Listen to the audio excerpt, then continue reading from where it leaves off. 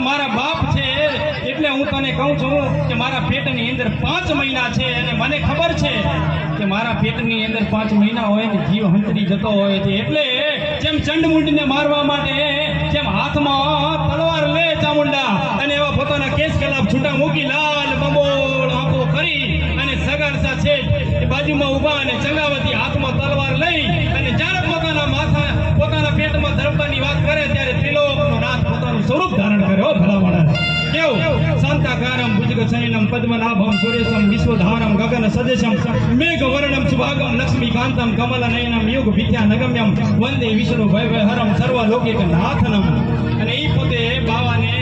ત્રિલોકનો નાથ પોતાનું સ્વરૂપ ધારણ કરી કહે છે કે હે જંગાવતી હે સગાળસા તમારે જે માગવું હોય માગી દો અને એ વખતે જંગાવતી કહે છે કે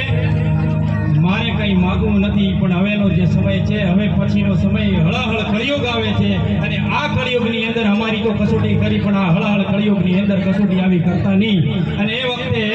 ગંગાવતી અને સગાળસા છે અને